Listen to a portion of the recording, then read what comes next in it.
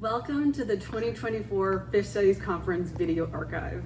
The Mockingbird Foundation is thrilled and proud to present this groundbreaking video series on our YouTube channel. It continues our tradition of celebrating music education. Since 1996, we have been an all-volunteer nonprofit organization dedicated to broadening access to educational opportunities for youth in music and the musical arts. Please visit mbird.org to donate today.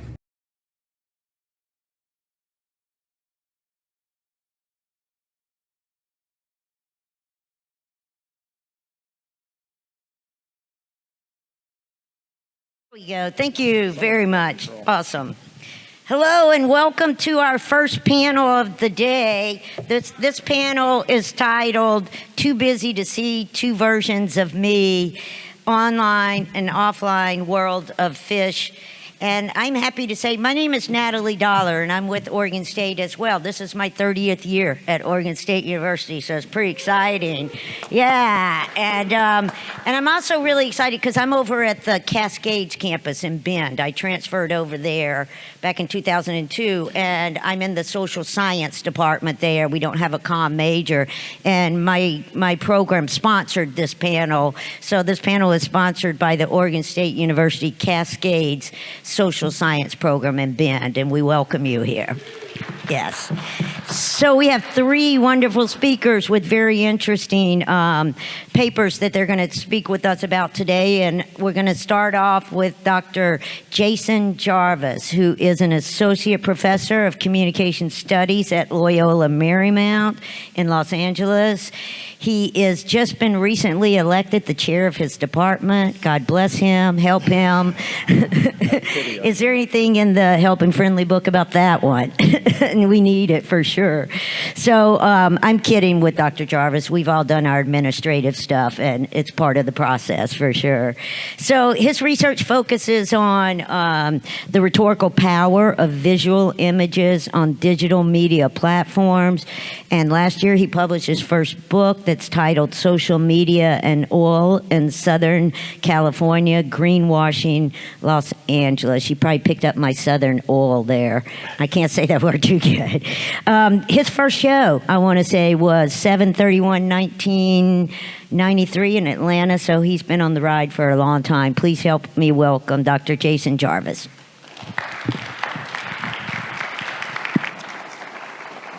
I just want to say thank you to the Oregon State organizers of this conference. I was really excited when I saw that it came out, that it was something maybe I could potentially do. And also thank you to all of you for showing up at 9 a.m. because I know that means maybe you regulated your behavior last night and were able to have fun but still make it up to the very first panel of the morning. So thank you for coming.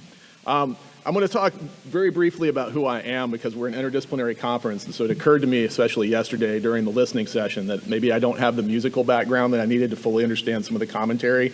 Not that it was bad, but it was just sort of like I'm listening to real serious music nerds trying to explain what's going on, and sometimes it definitely went over my head. And so I thought I would just start with like, who am I and where am I coming from intellectually, and so how, that informs my approach quite a lot. And Natalie explained some of that. I have a PhD in public communication from Georgia State University. My dissertation work looked at hacker collectives and the way they use images in digital media, particularly groups like Anonymous at that point in time were really big. And I kind of was just curious about the memes and how they were using them to achieve political and social change. And so that's sort of where I looked at the research. And so I had training in visual rhetoric. I also teach digital media. So last semester I taught media studies, public speaking, and environmental communication. And so my most recent publication is looking at social media and oil and the way that oil companies in particular are using digital images and images on social media, both old and new, to make themselves look green. So I have some background in the way that media functions, and that really is something that kind of got me thinking about Phish, largely because I participated in a lot of what they were doing. And so part of the essay that I wrote, one of the arguments I want to make is that Phish is the first digital jam band. And I don't know that that's necessarily that controversial of an argument, but it definitely seemed to me to be historically accurate. And so in particular, there were two things that I was thinking about in doing my research. The first is media practice, and second is media policy. And together, they kind of constitute what I would call the political economy of Phish media, which is to ask questions about the way that the band, from a policy perspective, regulated their music, in particular, in this case, live performances, and then also to ask questions about the media practices that facilitated amongst fans. And here I'm going to talk about three different things. First, I'm going to talk about Usenet, because I believe that's where all this started. And quite frankly, I'm going to spend most of my time there. The second thing I'm going to talk about is sort of what's happened after Usenet, and in particular, what I would call the nugs.net era, once it became possible to download a show as opposed to, say, trade it over the internet with tapes. And then third, I'm going to throw out the very controversial topic of what is a jam band in particular, and provide at least one answer, but though perhaps not a satisfying answer to that question. And maybe we could all talk about that tonight at the Bombs Way Cafe. So I'll talk first about the Usenet years. And here I want to just do a sort of quick digression on the internet. One of the things I teach in my media studies class is that I want my students to understand that the internet is a location. And maybe we don't always think about it that way. I don't believe it's fair to say that it's virtual, in particular because it's material in several ways. One of them is it's just physically material. It's made of hardware. Server farms are huge. They take tons of energy. The internet is created by cables that run under the sea. Those are all material. So it's a material thing, even though we talk about it like it's something that's happening out there in this nebulous space of cyberspace. But it's very much material. It's also a location in other ways, and I think that's important for thinking about Phish, but also just thinking about the internet more generally. It's a location of combat. The Department of Defense defines it as a domain of violence and location for war. We have internet teams that do that kind of stuff and fight online. There's espionage going on there. It's certainly a location of commerce. Most of us probably bought our plane tickets in one way or another if we flew here through the internet. It's also a space of crime, and for the Phish community, it's a location of community formation. The 90s were really important to this. And here we're going to go back in time. The internet really took off as a consumer space, or where a lot of us began to use it in the mid to late 1990s. Personally, I used it for the first time in 1993 because my roommate got a tape of Phish that he found on the internet, which didn't really mean much to me at all about the band or even what the internet was, but he did have a concert that wasn't commercially available, and I thought that was kind of cool. Usenet was what I might call old Reddit. It was a bulletin board service that was super popular amongst early internet users. Most of us got access to Usenet either through our universities, in my case, or through your ISP, so CompuServe or AOL, for people who remember that, would give you access to those news groups. One of the ways that it was kind of weird was that your provider decided which news groups you had access to, so you didn't necessarily have access to all of them. And I was lucky that both of my universities provided access to Usenet and to rec.music.phish. In 1989, it had 450 groups. By 1994, it had 5 million users and 8,000 groups. A year later, 12 million users with 12,000 groups and 30 million users globally. So you can see a pretty quick progression and expansion of Usenet. Most of these groups are not musical, by the way. They're political, and they're news groups. They're spaces where people came online and argued about domestic politics, 9/11, whatever, the things that were going on in society. But in 1992, and this date came from Dee Bugnick's article, or book chapter in 2023, Phish became the fourth group that had a space on Usenet. So the Grateful Dead, Bob Dylan, and the Beatles were the other three. And somehow or another, Phish became the fourth, even though they pretty clearly were not part of that musical royalty in quite the same way. But they did have a lot of fans, and a lot of those fans were pressuring Usenet to give them a space where they could go and argue and talk and be, and just fan out, literally. And here I would reference something Benji Eisen said yesterday, which is that we are participants, not bystanders. And I think that rec.music.phish really, really exemplified that participation element because it gave people a space where they could come together and do things like debate individual songs or which show was the best or how the tour was going. And most importantly, as the picture kind of indicates, trade tapes. Now, this is also just part of technological history, so if the picture doesn't mean anything to you, it's probably because you came on the bus, so to speak, later in the game when maybe things like writable CDs existed. But before that happened, people were trading actual cassette tapes. And here is where I want to talk about the significance of that practice as media practice. That policy and that practice didn't actually start with Phish. Pretty clearly, it started with the Grateful Dead. And the Dead did it as a reaction to fan behavior, which is in 1972, the first Grateful Dead taping club got developed. And that was all illegal bootlegs. It wasn't the Dead didn't authorize that. But by 1984, the practice had become so common and so many people were having technology confiscated on the way in or setting up surreptitious copies and recording equipment that the Dead gave in and decided they were quoted as saying, we decided we didn't want to be cops. And so they started allowing this to happen and set up a formal taper section, and that's where the taper's ticket phenomenon became part of the band lore. Phish and a lot of other bands have adopted this policy, and so I won't claim that that part's unique to Phish. What is important is that the process involved media practices. A taper had to go, set up recording equipment, record all of that, and then seed it to other fans one way or another. Fans had to find people that did this.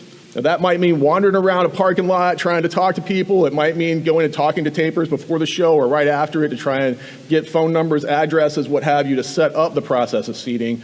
But it was not necessarily an easy process, and that is really what changed with rec.music.phish and digital communication technology on the whole.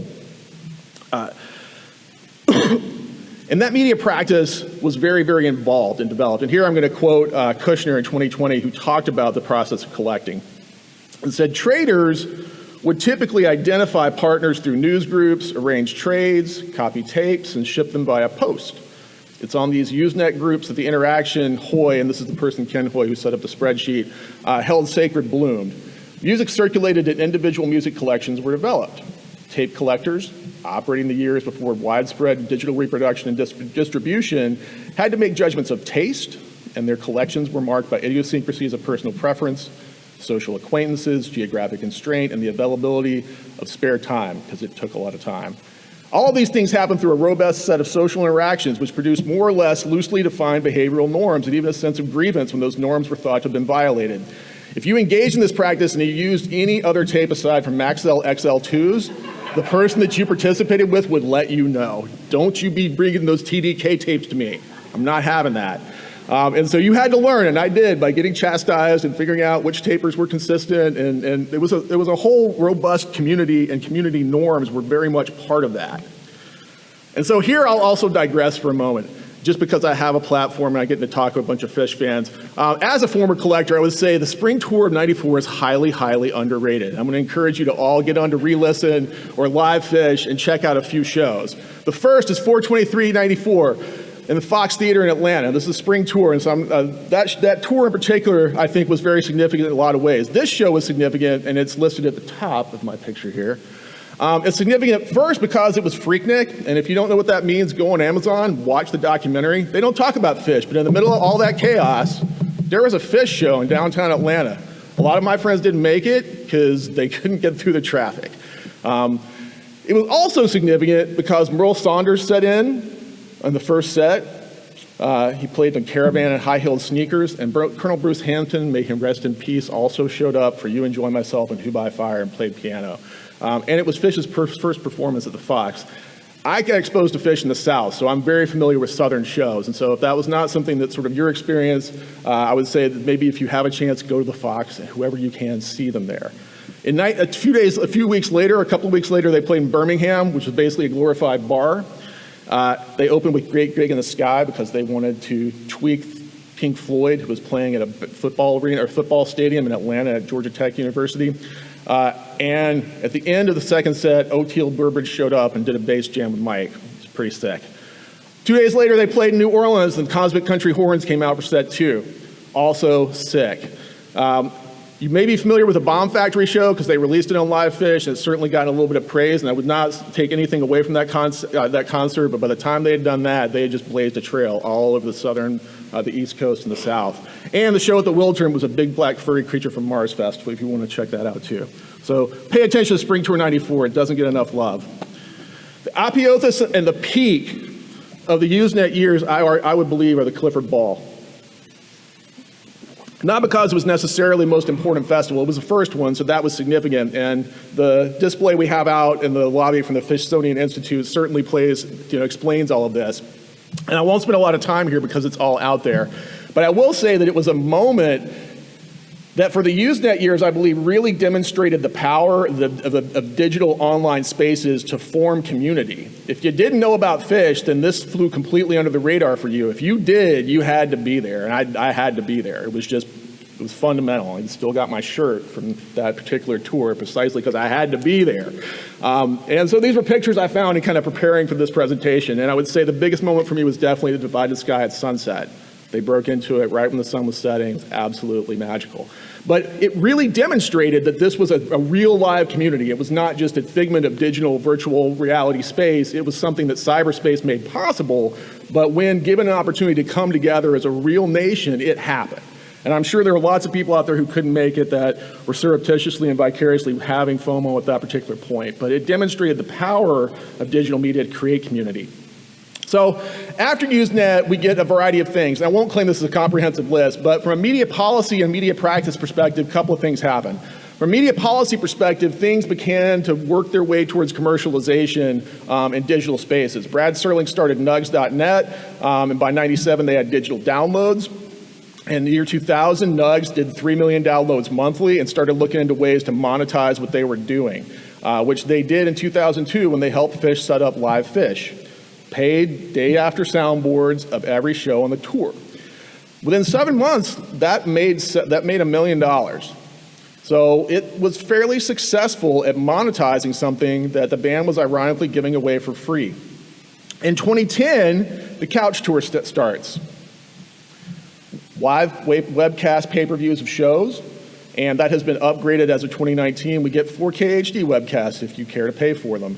And so they found a way to do all of that at the same time that other media practices were happening among fans. In 1997, Sugar Megs got set up, which for me was actually a pretty big source of a lot of live music. And Phish On Demand, for those of you who are on Apple, also set up in 2013 by Alec Gorge. And so you had the fans still continuing to do taping policy, but the real difference was that the practice of taping and all of the postage money that got into it and the cost of tapes and all that disappeared simply because the technology gave us ways to do that were much faster and much more convenient. And I would argue that a little bit of community maybe got lost in the process because you didn't have to go through all of the extreme efforts that you had to do before. But by then, the community is pretty big, so maybe that doesn't matter as much. Finally, I want to end with this really important question that's been burning in my head for a long time. What exactly do Widespread Panic and the Disco Biscuits have in common? Aside from the fact that they both do amazing shows. And in this case, I would say that an easy answer to this question of what is a jam band often maybe centers around the question of improvisation, that they're all bands that do different set lists. You go because you don't know what general magic is going to happen on that night, and occasionally it falls flat, but usually the live aspect of it means at least something was worth seeing. And I could say if you have a chance to see the Disco Biscuits, they are on fire right now. Go see the Disco Biscuits, for the love of God. We went on this tour a year ago, never listened to a single song. It was one of the best shows I have seen in a decade. They were incredible. But I would say that what connects them isn't just improvisation. Here, I read a really fascinating law review in doing research for this presentation by a person by the name of Schultz. And Schultz argues in a law review looking at the way that different parts of the music industry reacted to digitalization by saying that jam bands did it right. And Schultz argues that what defines a jam band more than anything else is its policy regarding intellectual property. Jam bands allow fans to record live shows and to copy and distribute the recordings freely. Jam bands have enjoyed great commercial success in distributing music via the internet in forms that other bands simply have not dared to try. They explicitly attribute their success to the bond of trust they have with their fans. And so Schultz makes the claim that, ironically, by giving their music away for free, Phish was also able to monetize digital media in a way that most other bands have not done it. Metallica sued fans, right? You have the BitTorrent revolution, and writable CDs gave fans way to change the process of the music industry, and most of the industry fought against that. Phish and jam bands did this differently, and ironically, were able to monetize the very archive that they gave away for free because they have a higher quality product that people are willing to pay for, which in some ways is exactly what capitalism says it's supposed to be doing, but then Phish did it by seeming to be anti-capitalist. And his claim isn't that Phish is unique, it's just that he argues that Phish did this better than other bands, even necessarily perhaps compared to the Grateful Dead or other bands that were engaged in taping.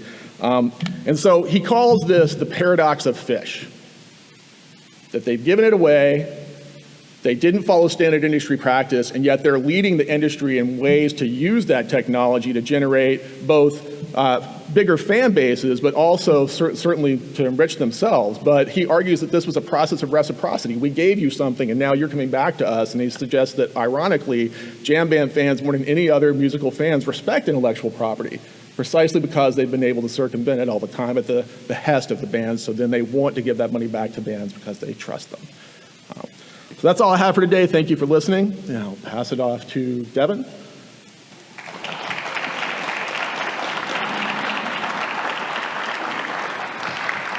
We decided to hold questions till the end. The panelists decided they'd rather answer questions at the end. So our next speaker is Dr. Devan Rosen, and he has a PhD from Cornell in emerging media. Research and teaching focuses on the social uses of new media, social network analysis, and distributed socio-technical systems. I'm not sure what that is, but I'm kind of excited to hear later on about a socio-technical system. Okay. Yeah, and he's developed social and semantic network analytical theories and methods for analyzing the dynamic social networks and online environments. His research on decentralized self-organizing systems, flock theory, has been featured as the basis for several episodes of the hit CBS show Numbers. That's not right. Number 3? How do you say that? I think it's just Numbers. Numbers, okay, yeah. And so please help us welcome Dr. Devan Rosen. Thank you. Thank you. Great to see you all. And thank you for that fantastic presentation, Dr. Jarvis. I guess I'll share a little bit too. We have a pretty similar trajectory. My first show was in just April '94, so a little after you, but I always make the case about Spring '94. I usually stretch it back to the April tour in '94. I actually think that the Binghamton '94 is, I think, the best Reba, or one of. So a big bid to go back to that spring of '94. The Buffalo show was my first. And it's also one of the things I love about this conference is, although we've never met, we certainly have a similar trajectory through listening to Phish and seeing Phish. Were those your tapes? Yeah. The one picture I forgot was the picture of my tapes. And one of the interesting things is I was looking at the handwriting on his tapes to see if they had come from the same taper. And one of the, that's why I forgot. I'm glad you had the picture, because I go to other people's houses and I'm like, oh, at Taper Tom, I know that writing, or some tapers would, anyway. The other nice thing is we come from different research backgrounds, but both in the area of communication. So I for several decades now, studied communication networks and network analysis, and sort of the social scientific study of how we form our communities, how we exchange information and resources through our networks, and primarily how these can be decentralized, how they can be kind of ground up, self-organizing things. And what I want to talk about a little here is again, a fantastic programming for the three of us, but for that historical setup to lead into what I'm talking about means I don't have to go through as much of the history of it. But that what we just heard Dr. Jarvis talk about was really the milieu in which the community could be formed, and how that was technically possible. And I'll talk a little bit about that. But a couple things came to mind as I was kind of ruminating on this talk. Let me just get my timer going here. Sorry. One One was one of Benji's comments yesterday, and one of the best, if not the best keynote I've ever seen in 24 years of going to conferences. Yeah, absolutely. Again, that was, I wish I had like audio, I hope they recorded it, because if anybody asks me about the sphere, I'm just going to say, listen to this. But when he had the show of hands of how many people in the audience have had what he called like a spiritual experience. Like every single person raised their hand, or it looked like every single person did. And so I was thinking about how that would connect to what we were talking about on this panel and how we could get there, but really the combination of how that space could still exist, but how can we get to having tens of thousands of people in that space sharing that experience. Another thing, just last night at dinner at this incredible farm restaurant outside of town that I'm not remembering the name of, but it was beautiful. We were having a conversation over dinner, and at dinner were myself and one other Phish fan, which stretched back to the early 90s, and two somewhat earlier fans, which was our two wives, which have come to it a little bit more recently. Yet we were all sharing how there's something, I don't want to say unique to Phish, because there are many other jam band spaces this can happen, and although this is a Phish conference, I think we could easily extend this to those other communities, although this one is distinct and unique. Is that the space to access that. And it's different than accessing it at home on Couch Tour or on headphones, that there's something about that ephemerality of all of those people experiencing it together, but there has to be a trust of let go. There has to be a connection there. And all of us here, when we're in those shows and you're looking around that venue and you can see all of the people, that allows for that release and that connection and that community, which is why I chose to sort of title this Together We Ascend, because that's the only way that we can ascend to that, but also I'm referring to that as a community. The only way we could have ascended here, and I think we could all understand, and I'm going to make the case that the band could not have ascended in any way like it did without us being the community to lift them. And pretty much every interview that they give, they certainly extend that. So just a little background. This is not a social network I developed, but it's a fun little one. So my background is in social network and social network analysis. And what that is, I'm a communication science scholar, and that's like looking at what information flows between people, how does it flow between people, and how do resource exchanges flow between people. It's coming from a systems perspective. The fundamental element of that is the whole is greater than the sum of its parts. That when we all are together as a community at a show, building this community, it's more than just the parts. And we've heard people talk about it at this conference. We've heard members of the band give interviews that they certainly agree with that and say that. But in this community, there was that seminal history, which we just heard about, of how that formed. And so this, I very fortunately, I don't know how I came across, this is a Relics issue from '91 that I'm not sure how or why I still have. But this is in the back of that Relics, right? So this is '91. This is before most of us had access to any internet, which really became publicly available in '93. There was earlier forms in that. And so this is a '91, and without having to look through it, there's really no mention of Phish in here, right? So we clearly were benefiting from really a rich milieu that had been laid by earlier efforts to have this sharing. And as we heard, the Grateful Dead was sort of seminal in that, although you could see here Allman Brothers and other things were a part of that. Yet in this same issue is this review of Phish at the Marquee. Again, I was very happy to find this, and like there's actually a review of Phish Show in this 191 issue. It's an interesting review. I don't know if you'll be able to read it all here, but they're talking about them in sort of broad strokes. There's not really a deep dive. They were on absolute a-go-go records at the time. And so this is '91, okay? And this tiny little review in Relics that was mostly about other bands. And this is a photo from that show. This is from the Marquee, which fortunately is out there in the amazing internet.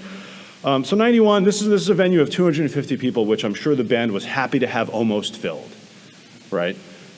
Less than 200 people. Yet 3 years later, they were selling out this venue.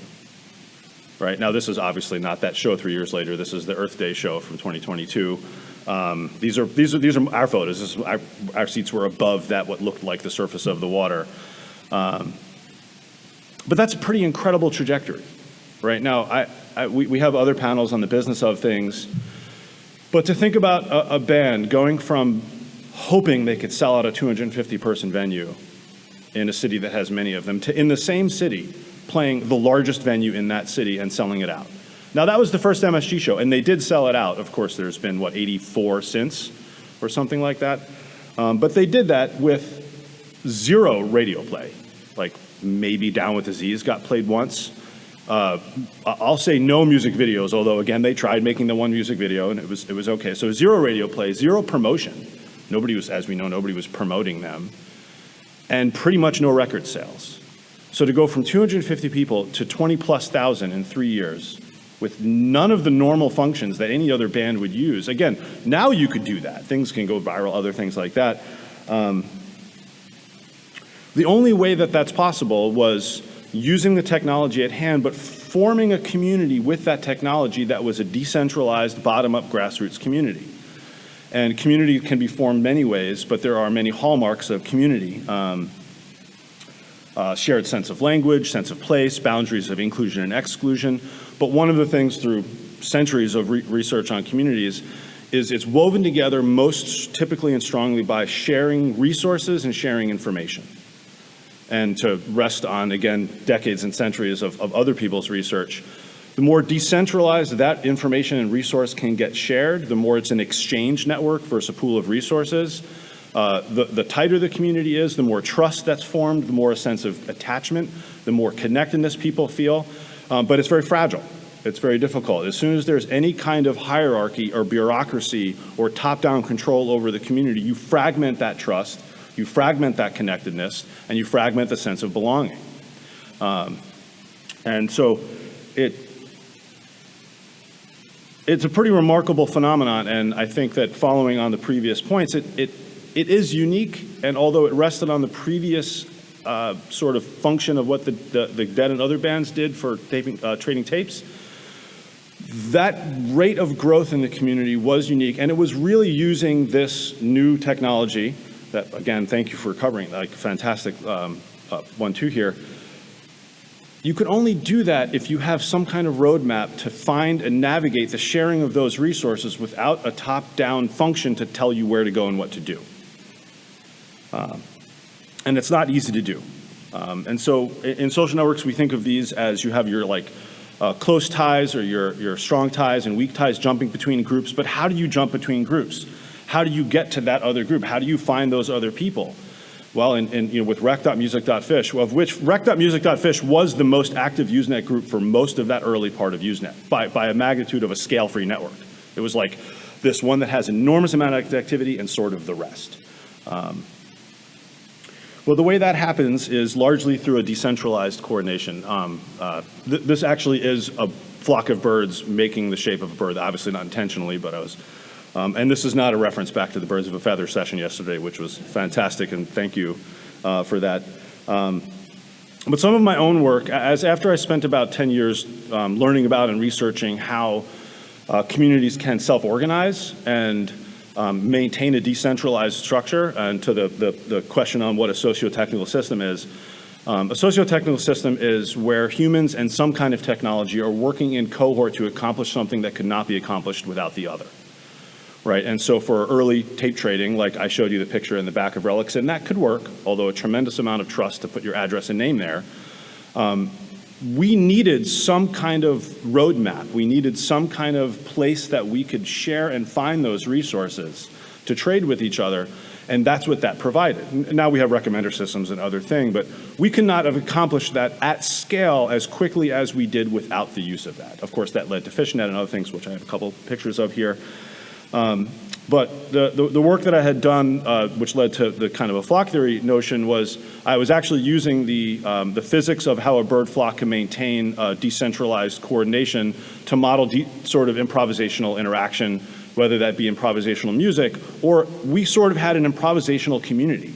We were making it up as we were going along. There was really not one leader, although there were certainly several tapers that felt like leaders, when they came back with those incredible tapes of that first Europe tour, and many of us got like the 1-gens of that, which that was probably one of the most rapidly disseminated tours I can remember. Like everybody I knew had a 1-gen of that first Europe tour, and we all should have.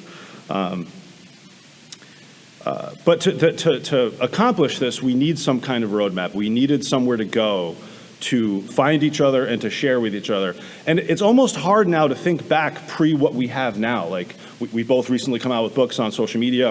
Sure many of us use it or try not to use it or pretend we aren't using it. But without these technologies, like, it's hard to think back on what was it before that. You know, what was it if you couldn't find other people, if you couldn't access the band, you couldn't access, the only way, as many, I'm sure most of us know, or anybody here that had to go with the Maxell XL2s, or if you could afford them XL2Ss, to get it. And it really was it was what I'll call the first true hybrid offline-online community, in that we were an offline community, but we could not have accomplished what we did. And the band certainly could not have accomplished what it did without there being that online community part of it. And it felt that way. But it was a resource exchange community. Now, certainly there was disagreements about the band and what they were playing, and I appreciated that final question to Benji about what about critique. You know, that was interesting to hear us talk about that. And so there were things that helped us, right? This is an early Fishnet. I couldn't find any screen captures of the actual Usenet, and I don't have mine anymore. Right, Fishnet led to individuals page, like Andy Gadiel's Fish page, which is still up. There's posts aren't as frequent.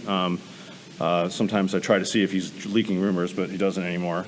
And then, of course, Phish.com, you know, started pretty much in the early internet. And I remember all of us going to the computer labs on campus to access Ticketmaster, and we had the fastest internet, and we would have like 12 machines trying to access Ticketbastard, excuse me. And it really is what led to us forming this sort of global community free from any sort of geography or space. And I remember when people outside of the United States started to be like, I will ship you tapes with return postage to these other countries. And I was like, I think you might want to talk to this other person that I'm getting the tapes from, because I don't have these gens like they have. And, you know, people were moving nearby. I remember one of my best friends now, we were trading tapes via mail. And then all of a sudden his new address was 2 blocks over. And so became an old friend at that point. But to generate this community, like to ascend together, to get to again, this is an image from the sphere that I was fortunate enough to be at and be able to take. To have this level of self-organization, this level of decentralization, is a hallmark of a community that is difficult to find or difficult to track in the way that this community happened. The level of, no, I'm not saying there aren't communities that have trust and communities that have a feeling of connectedness, but to think about so many people here have been connected to this community for over 3 decades and still feel connected, even though, as we heard, we don't really have that decentralized self-organization anymore. We don't really need that rec.music.fish. I mean, we have Live Fish. They give you the soundboard right away. You could watch the 4K anytime you want. I think that because this community, and I don't think I'm alone in this thought, is that the scaffolding on which it was built was that notion of decentralized sharing. That we need to share this with each other. The only way that you could find other things was through each other. And thus, when you were going to shows, it felt like we were connected, even though you didn't know each other. And it still feels that way. I'm sure for many of you in the audience, you go to a show and you could look around the venue, whether it's a big one or a giant field and a festival, or if you go to Mondegreen, whatever you do, you could still look around and you feel that connection, even though we're probably not trading tapes with each other anymore. We're almost certainly not going on rec. Well, maybe some people go on rec.music.fish or Fantasy Tour here and there. That this level of a feeling of trust, a feeling of cooperation, is what allowed this band to be successful. The music obviously had to be there and still is as good as ever. But it was us, it was the community that lifted this band up, that helped them ascend to this level of, I don't want to say fame, but success, and a level of success that allows them to take risks. Like Benji said, like to fall, we want to fall off that cliff with you, right? And it's pretty remarkable to think that this community and this band that we love is really the best example and the largest example in the history of our planet to have this scale online offline community still supporting the community. We were the first ones to use this technology the way that it was used. Other bands did, but not at this scale. And that beginning, that kind of community is what we still appreciate, what the band still needs, and hasn't seemed to have gone anywhere, which is pretty incredible. And it's the only way that we can escape. I'm sure a lot of us feel gravity all over in our life, but although I'm not sure what they meant by the cover of the new album. I don't know if we're escaping it there, but they're lifting it. So there's all sorts of things that I would love to talk more about if we had more time, dive deeper into the research behind this. But it's something that this conference itself also seems to be a remarkable example of. That we're still coming from different disciplines, sharing our perspective of how things are happening, and it's as vibrant as ever. So thank you so much. Thank you to the other panelists and to the moderator.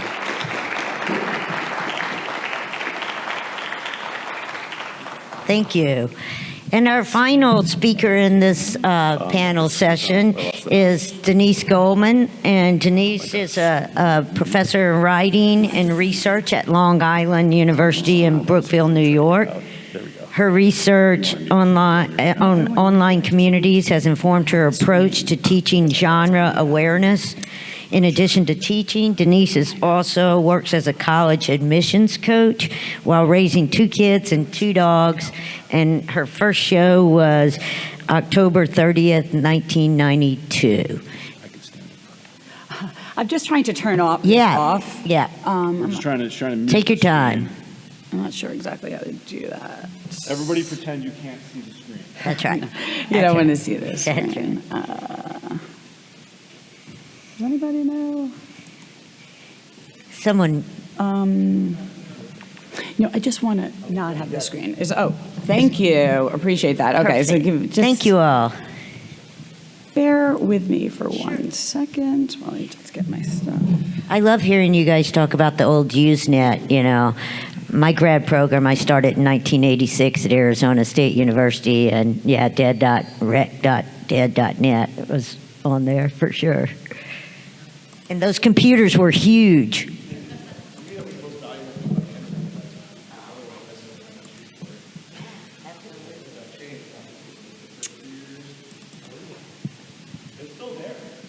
Oh yeah, it's still there and it's still active. Deadheads never die.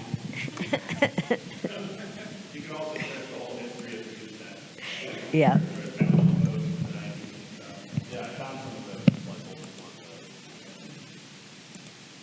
Okay, I am all set right now. Okay, thank you so much. I really appreciate your patience here.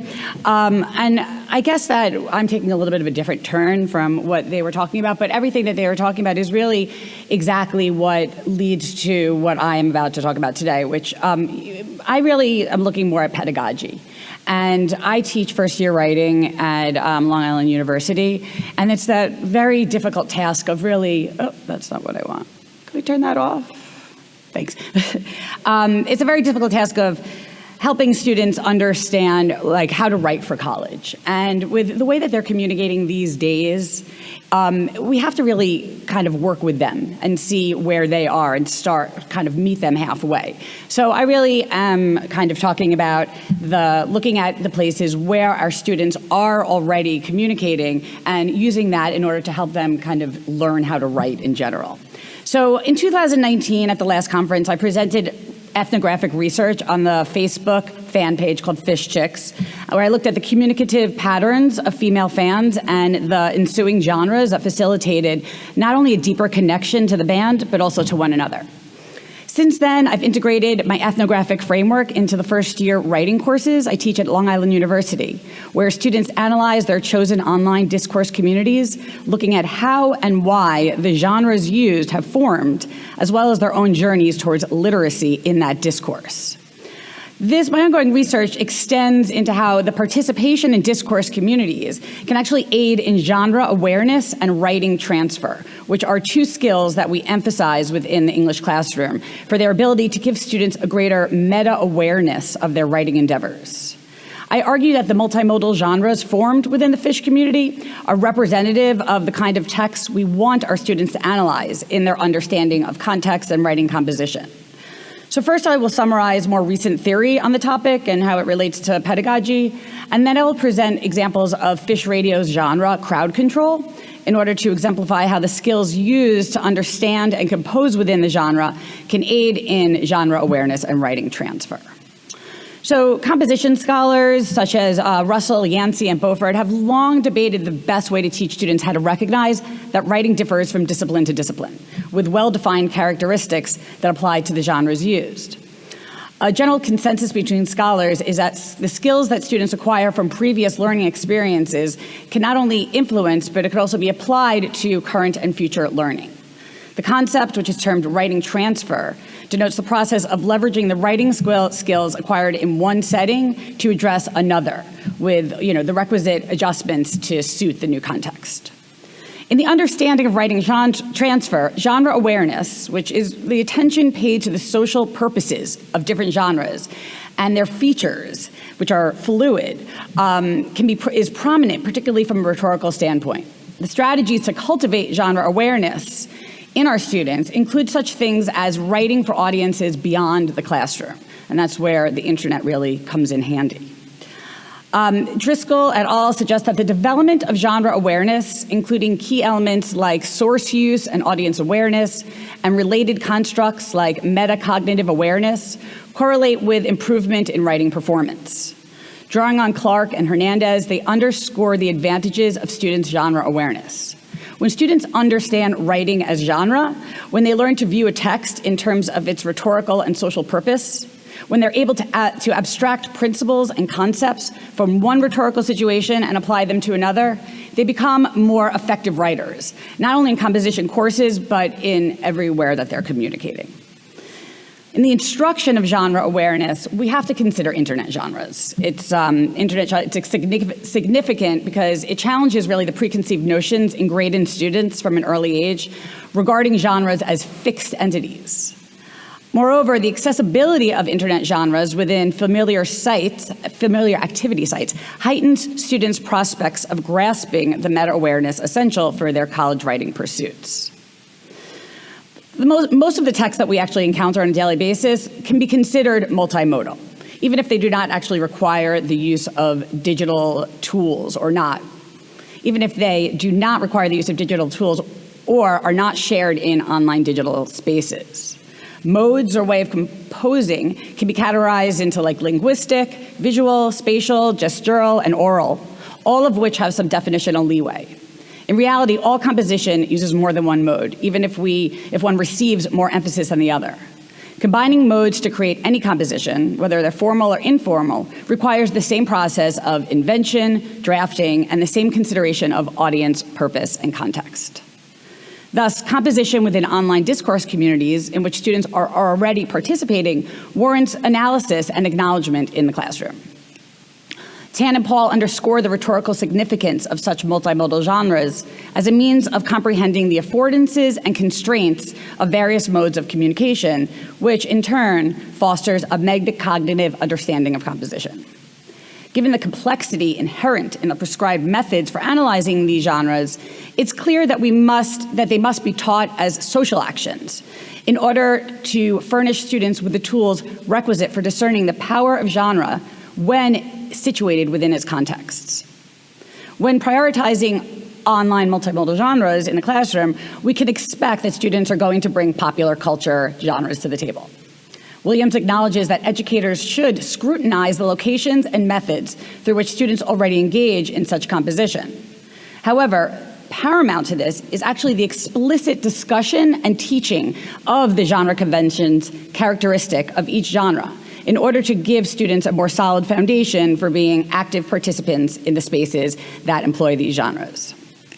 So Catherine DeLuca, she researches online fandom communities as places where shared identities and experiences are constructed specifically through the creation and circulation of multimodal compositions.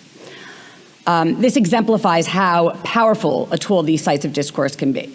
So while DeLuca envisions them as sites for practice of public writing, she advocates that instructors familiarize them with the potential role of it in the composition classroom.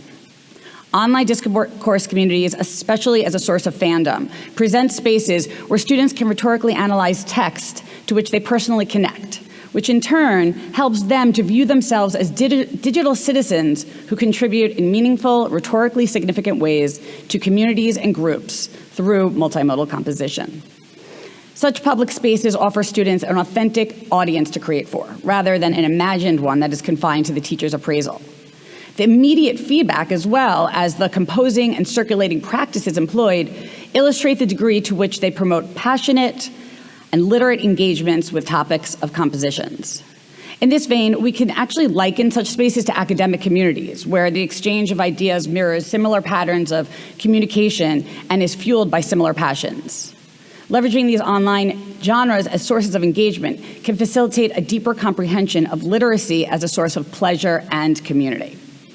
Within Phan communities, members exercise a variety of skills that, once they're aware of, can aid in writing transfer, with many of the practices lending themselves to, in fact, academic writing. Phans like to negotiate meaning and identity. They manage complex rhetorical concerns, consume and research like an excited scholar who wants to learn every angle on the topic, before synthesizing their insights into personalized connections with the object of fandom. In doing so, they carve out a public identity within the community. Furthermore, the real-time collaboration intrinsic to these communities can teach students about authenticity, multimodality, materiality, and interdiscursivity. DeLuca underscores the significance of online Phan communities as places where the common goal, hence the rhetorical situation, can be easily understood.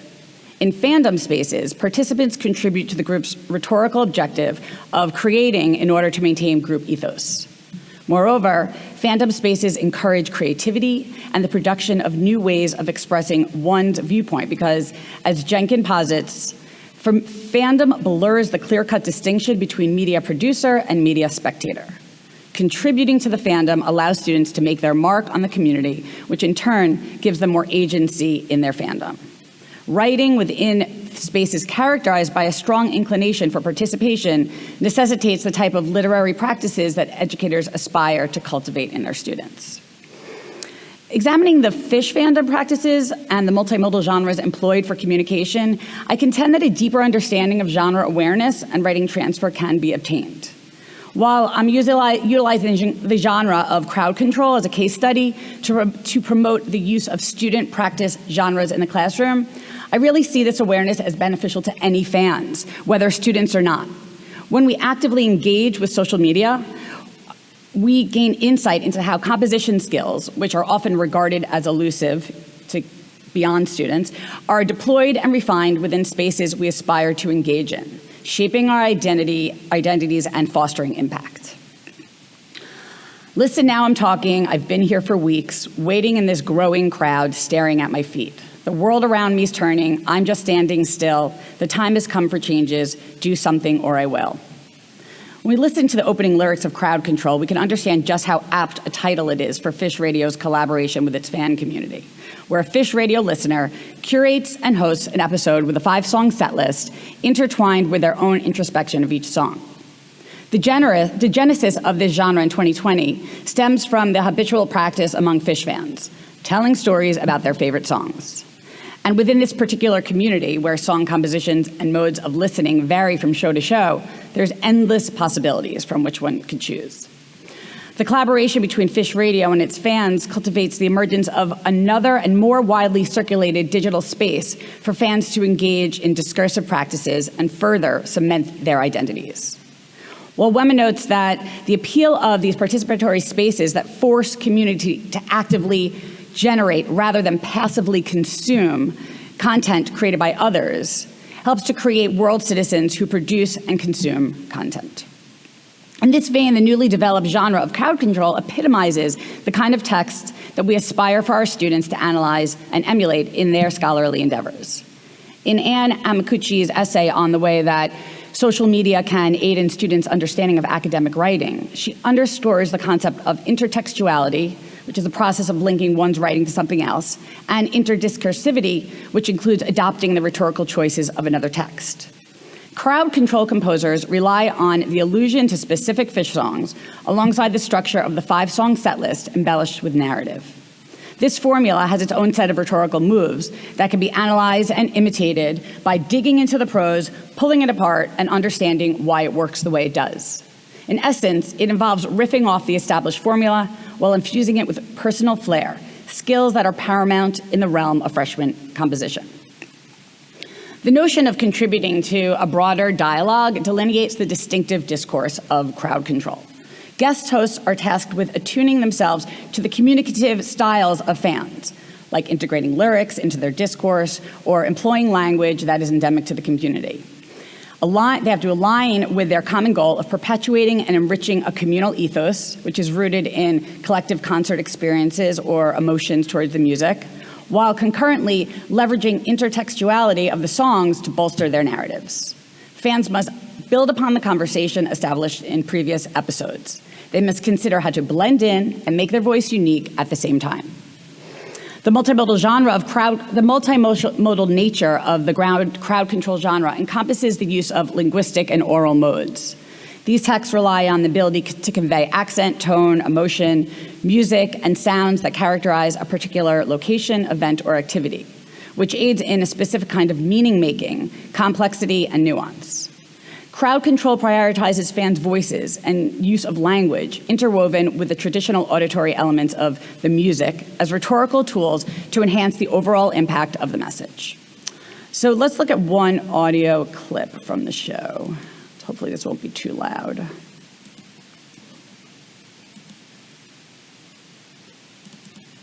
Tunes you can recognize right away, whether it's the opening notes, the middle of a jam, or just the tone of Trey's guitar. Sometimes certain songs just become part of our musical DNA. I'm Dan DeVere in Croton-on-Hudson, New York, posted up at Phish Studios. And on this episode of Crowd Control, I'm going to play you the live tracks that will guarantee me a win at Name That Phish Tune. Look, I can sit here and dig out rarities and oddball selections in a silly effort to earn heady points, but it wouldn't be nearly as strong as the set of classic performances I'm about to drop. Let's get it started during the years Phish destroyed America. We'll get to something from summer of '97 a little later on, but first up is a cut from that New Year's run at Madison Square Garden, when they opened up the 12/30/97 show with Alan Toussaint's Sneakin' Sally Through the Alley. It had only been, 921 shows since they last performed it? No big deal. And as the opening notes rang out, everyone in the building knew we were absolutely in for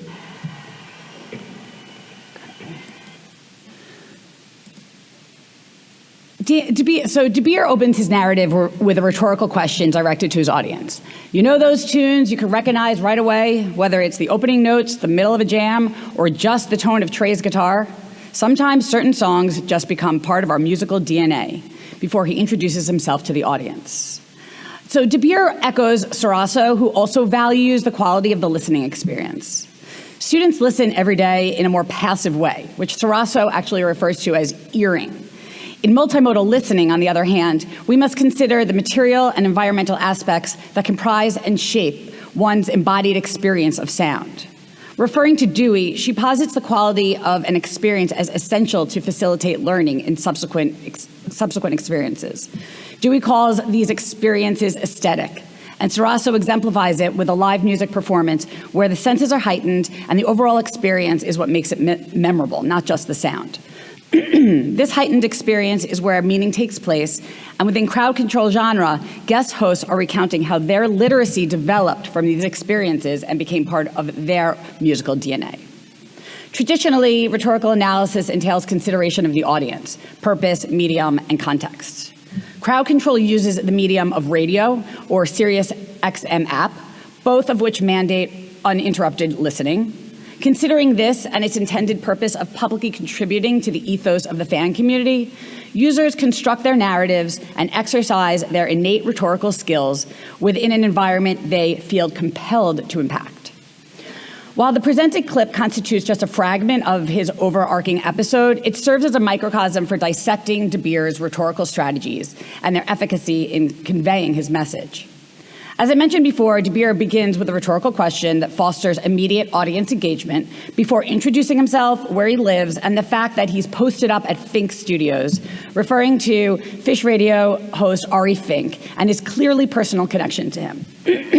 DeVere's vocal demeanor, marked by cheeriness, fervor, familiarity, aims to establish a kinship with the audience, evoking imagery of a fellow fan dancing next to you at a Phish show. His delivery complements the tone by including familiar ideologies and lingo.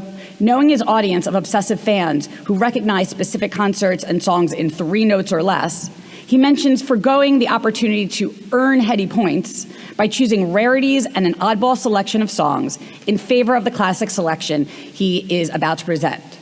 This type of discourse is what Paul G. refers to as the way we distinguish insiders and outsiders, and can only be learned through experience. De Beers' subsequent reference to information found on Phan's go-to place for information, Phish.net, is another validation of his fandom. This includes the year Phish destroyed America and the fact that it had been 921 shows since Sneakin' Sally Through the Alley had been played. This scaffolding sets the stage for the emotional resonance De Beers seeks to convey, encapsulating not only his individual experience, but also the collective sentiment of the audience, by noting, as the opening notes rang out, everyone in the building knew we were absolutely in for it. His tone, emphasis, and allusion to the group ethos that defines Phish fans serves as the cornerstone of his narrative and directly leads into the tease of the band's opening notes, which aids in transporting us into De Beers' experience that night. Despite the prescribed conventions of the genre constraining the show's structure, presenters retain creative license over their narratives and nuanced objectives. Each episode unfolds uniquely, reflective of the individuality of its presenter. The emotional depth of fans' personal connections to the music and the community serves as the catalyst for narrative creativity.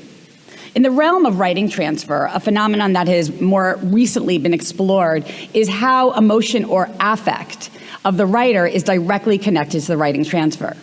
Research has shown that emotions can be seen as rhetorical resources that can be used both in persuading audiences and publics, because emotions are never separable from logic or rational arguments, but are intrinsically a part of argument, appeals, persuasion, and debate. This approach is instrumental in its intention to counteract students' understanding of finding the right answer, which has really been instilled in them through standardized testing. Wardle likes to help her students cultivate problem-exploring dispositions in order to allow for more reflection and creativity, two things that directly aid in writing transfer. In the following clip of Alison Yacker's episode, we hear an example of how affect has aided in the structure of the argument. Let's see, here we go. You just heard Everything's Right from Madison Square Garden, December 30th, 2018. I mean, I love singing a good bag-it, tag-it type lyric, with or without whistling, by the way. But when Phish gave us this song, I don't know, I just felt like it was a manifestation of the next step of their evolution. They had evolved as a band, and so had we as an audience. And they were reinforcing for us, and probably for themselves too, so many of the mantras that are fundamental to us, and that I find increasingly difficult to summon, such as hold tight to what feels right and be present in that moment. Just be here now. And if it's not clear already, let me say it. The theme of this episode of Crowd Control is the celebration of those moments that we seek out and cherish.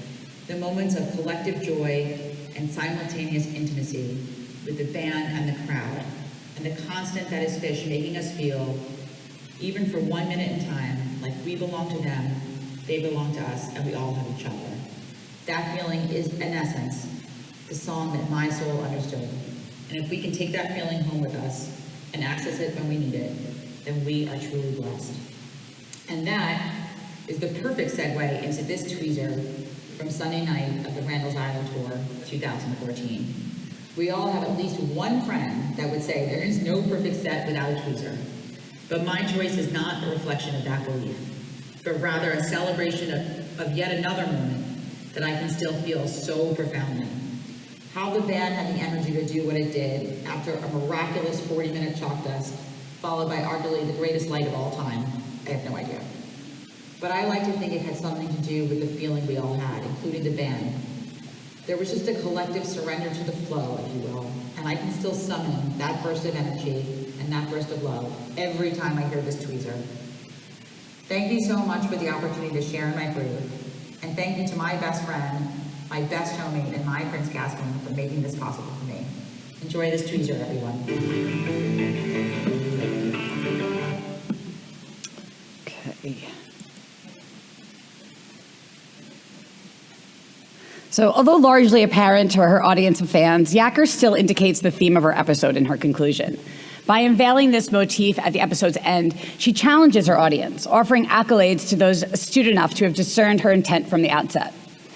Nevertheless, Yaker's crafting of her narrative is evidenced by her meticulous examination of past performances to construct the thesis underpinning her discourse. In her concluding remarks, she encapsulates the sentiments she has woven throughout the episode, expressing novelty and fascination in Phish's continual ability to draw us in to listen and imbibe their mantras.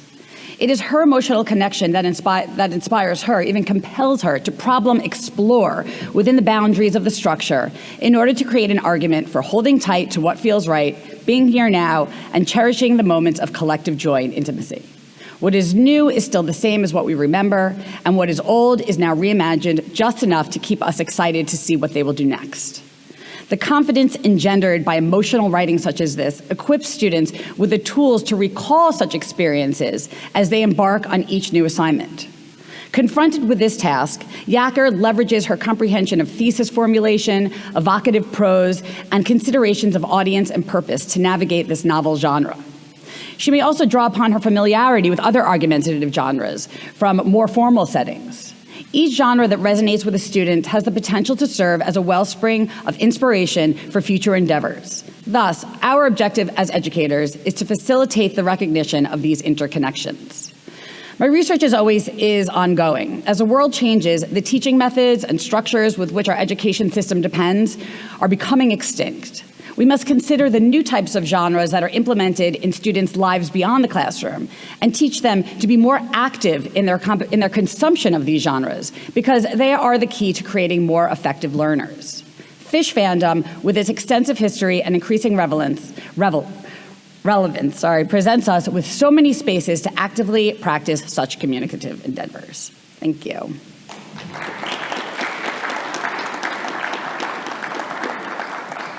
Thank you. We have time for questions, and if you would like to ask a question, please come down and use the microphone so that you can be on the recording, and the mic is probably not turned on yet.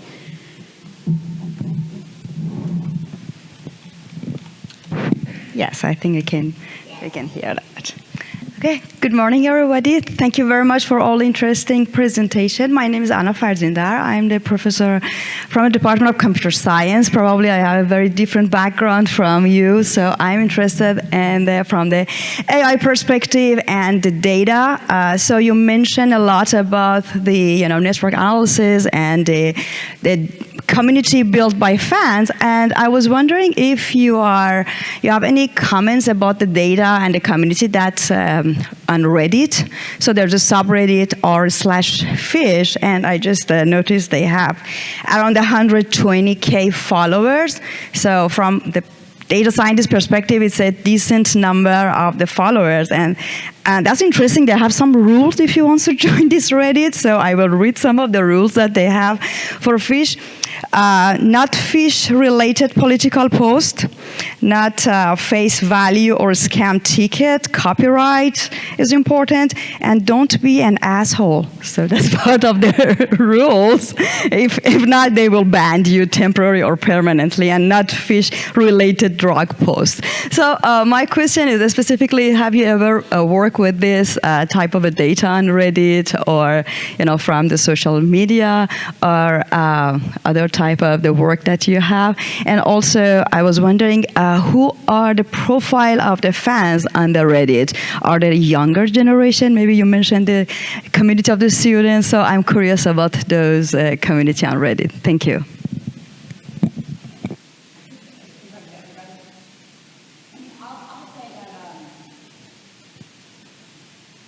Hello. Okay, so I'll say that it's talking about Reddit and the class that I teach. I have my students, if they're not sure what discourse community they want to look at, I always say use Reddit. Reddit is the perfect example of a discourse community. So, the conversations that are used within that is towards like a common goal. I'm actually not sure about the users, and I haven't explored the Phish Reddit that much, but definitely I feel that within the conversation that's happening, that's how we're seeing genres form. because genres form from social experiences and expectations. So the conversation, that's something I have my students look at the communicative patterns, the things that people are talking about on Reddit, and seeing where that overlaps and sort of in that way, how genres are constructed from that.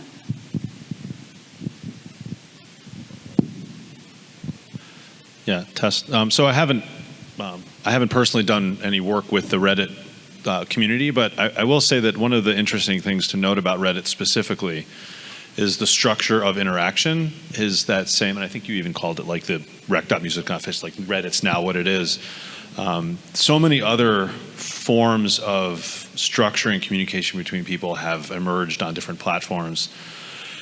But it's interesting how that sort of thread-sub-thread sort of way of tracking a conversation, if we want to call it that, is still one of the easiest or most approachable ways for us to understand that interaction as people that don't necessarily, we haven't evolved like the platforms have. It still is the one where we actually have different, we don't have to move between different contexts without understanding how they move between each other. Like on other platforms, you have just, it's this decontextualization of interaction.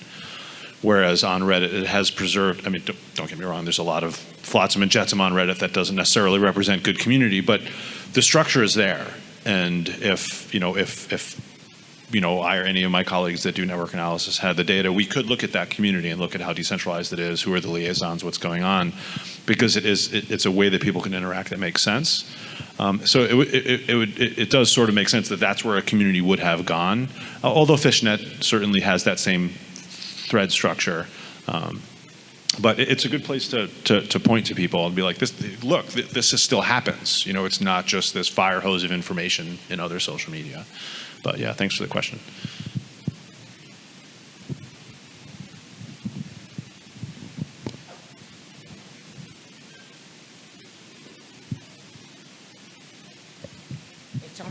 There we go. All right, thanks. This question's mainly for Jason, and always love seeing another Georgia State grad, so go Panthers. You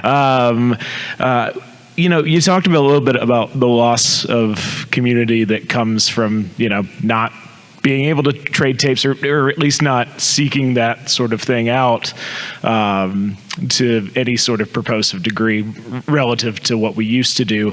And I'm wondering, what sort of things does either a younger fan or, God help them, a fan of Goose or some other band that never really had to engage in tape trading, what do they lose in your mind from not engaging in that? And maybe is it adequately supplemented? Like, is there an adequate supplemental community created by digital, things that seem more readily available to this generation?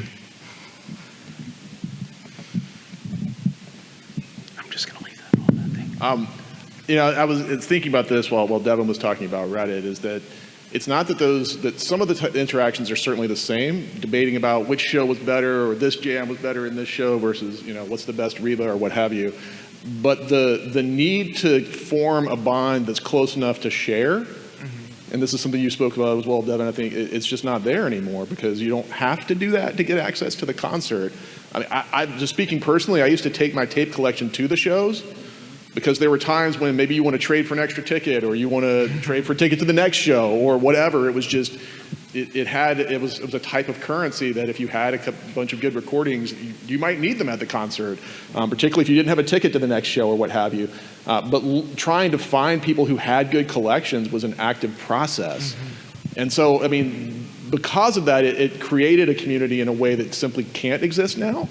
One of the authors that I read indicated that their argument was that we moved from fandom being based around creating a collection, your own personal archive, to one of access. What access to which archive do you have? And then now it's more about how well you know that archive, right? So did you listen to every show on the tour? Do you really have a good perspective, or did you only listen to a few of them? And that's very different than whether you were able to collect, how many shows were you able to collect. Because you could really only express opinions about the shows you had time to get access to and then hear. Now we've all got access, but did you listen to the audience version on re-listen or Sugar Mags, which is honestly what I tend to do. I don't actually pay Live Phish personally. But that other people may really, the purity of that recording may matter enough to you that you want the soundboard version of it. Not necessarily for me, but that's sort of a personal choice, and that's a very different type of community. So Reddit has all those interactions in the debates, but there's not like, oh, can you hook me up with that show from Germany or from Vienna or whatnot? Because I remember like working really hard to make sure I got the European tour when they did it. You're not doing any of that now. Yeah. So it's not that there's not community, but it's community formed around different things, I guess. Shifts. Sure. In that way that in my last research, I was looking at the Phish Chicks Facebook community, which I'd started, pretty recently, and sort of that sort of trust that's established from kind of just talking about the experiences was really leading to conversations that were more personal. So then they're asking, advice for things because we trust each other. So there is this trust that's developed, and it's shifted sort of from around the tapes that start the conversation to now other things that are starting the conversation. Right. I'm going to jump up on this one too, if that's good. I'll leave time if there's another question or more questions. But it's a great question and great responses. But regarding that formation of community and what tools we can use, one of the things that I had considered including was cashortrade.org, which I think, if you've been on it, you've seen it grow from like this tiny project underfunded by these few people trying to figure out how to do it to like a pretty robust, I hope, robust business model. There's definitely a decent community there, and I feel like the ethos is there. I don't think we're forming these sub-communities in there. I've never personally used the friend function, although I've been a member since they first launched. But you see that kind of that ethos there of like, no, we still need to connect with each other to do things with, under the current of these more like corporate behemoths that are trying to platinum our way out of shows. But I will note there's plenty of bands that I'm sure we all have attached to other than Phish. The one that I've most closely tracked is the Trajectory of Twiddle, which is another sort of smaller band out of Vermont. I'm sure there's no shortage of, to moniker last night's theme, there's plenty of hate going on, I'm sure. I've never experienced it or shared or any of that. But what I have experienced within that community is like, it's almost a carbon copy of what I experienced in the early 90s with Phish, which is the fans have had to figure out how to use like Facebook to have groups. Some of them have like a really hard boundary of inclusion because you don't even know it's there. There's sure plenty of really unfortunate crap that goes on in those groups, but people still miracle out tickets. People still post tickets cheap if you need it. People still post, hey, I need a ride, my car broke down. And it gets responded to right away. And going to those shows, they're on hiatus now, but I would be in the small theater, a state theater type show, and it felt like when I was in the theater shows in '93 or '94 for Phish. It felt like that, and I'm like, wow, this is happening again, and I'm sure any other band that we're fans of here that we go to, you still feel it. And so I think our natural gravity to forming those communities and that trust, it still happens. The younger fans have just had to figure out a way to filter out what happens in the places that they go. And it's been really rejuvenating for me to see it form again, to feel that connection again, and to feel that same feeling around Coventry of hiatus, what everybody was freaking out about them taking a hiatus, and many bands have, and then other people are like, yeah, Phish took a hiatus, but I'm going to 4 shows this summer, So I think it's still there, and it needs to be, and we'll always find a way to make it there, even with the younger folks. Yeah. Thank you. I think we have time for another question or so. Cash or Trade, if you're looking for Dad's Fear, I got 3 tickets up on Cash or Trade myself for June 1st if anybody's going to Vegas. Is this? Yeah, it is on. Hey, so what I didn't hear in here, there's this whole section of the literature that talks about DIY heritage preservation of band histories. And I ran into this, I'm looking at ratings and that sort of thing. And there is this literature primarily focused around English prog rock bands and fans having taped what happened to be unknown bands that were super influential on everybody else. How do all these, I guess, internet groups fit into that? Because it seemed to me that's a fairly important thing, that it's different from what the industry says. It's different from what music critics might say. And so can you speak to that in terms of all of these various ways in which fans interact with one another regarding a band's history, performances, that sort of thing? I guess I'll start off. And I have references, so. One of the articles I read talked about the difference between tape trading and bootlegging, which is just the band's willingness to sort of engage in the allowing non-commercial recordings. But bootlegging has certainly been around for a very long time, and so that's sort of this give and take of like, what are you going to do with your live performance? Is it a one-time ephemeral thing that you try to own? And maybe if there is a recording, the band has that and guards it and chooses when to release their live album? Or are you doing this other thing where you just let people willy-nilly do whatever they want and the quality and all that is up to their equipment and their setup? And so the bootlegging part has been around for quite a while. And I think what's fascinating about what jam bands maybe have done is simply just their willingness to say, we're not worried about bootlegging, come and enjoy it. In fact, we're going to use this as like a loss leader to create community or whatnot. And I'm not sure that was really the motivation, but that has been the net effect of making those communities more robust. I am in another community, small sort of just listserv community of live music lovers in the tri-state area. And there's one person that has some access to a massive amount of videos, and even if it's just like of a set of something or a song of something. And so he sort of every day will be like, here's this. People ask him, oh, do you have this? Do you have this show? Or so he, in terms of more than just the recordings, but it's the video, the actual visual of bands is something that I see maybe that moving on towards, that the conversation that people want to see. Yeah, and to piggyback on those, and I think I have time for a little short response here.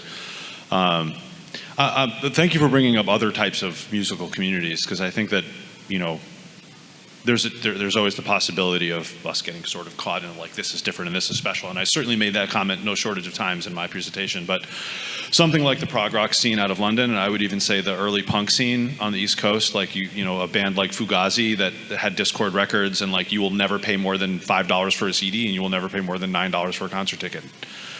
This sort of like that ethos of just like, no, we share, we're in it, this is us, this is together, existed in many other places and still does. But you brought up the sort of fan historian kind of thing. I think the thing that helped this community form as a community and not just a connected fan base was a community needs a shared history, right? We need Mockingbird Foundation, we need the books, we need Fishnet, we need to like some kind of evidence, some kind of like something that perseveres, something that you could access. And even for a younger member, if somebody that's like just getting into Phish now, they could backfill the history, be like, oh, this is the community that I'm joining, this is what happened, this is bigger than any of us. So it's the fan history with all of the amazing work that some of the people here have done over the years to create that as a culture and a community, because without that fan history, without that sense of belonging, you don't have that scalable community. And we've seen things like the prog rock out of England, and like I said, even the punk scene out of started mostly the East Coast. Like it could have been there, right? There was that motivation. It just didn't have that sort of the scaffolding on which you need to build community. And I think that's been the difference. It's been the hard work of some people here and others to build that for us, so that we always have it to turn back to. And I'm sure many people presenting this weekend went back and looked at old Fishnet posts and will think like, oh, what was that? And we have it. Hopefully we will always have it. Yeah, so thanks for the question. Yes, and thank you all for coming. I would like to share with you, it's not to reference the dead, but just what you guys are talking about. I am currently reviewing a book called Live Dead by John Brackett, and it talks about how fans created the need for liveness. That it was the fans themselves who, got the Dead into trying to record live and do things live, and it's very similar for Phish as well. And it talks a lot about bootlegging and that sort of thing, so you might want to pick this up if you're interested in that sort of history, but the fan history is such a part of it, Paul. And I would like to thank our panelists, and I would encourage you all to please hit them up later and talk more about their studies with them when you get a chance. Thank you all.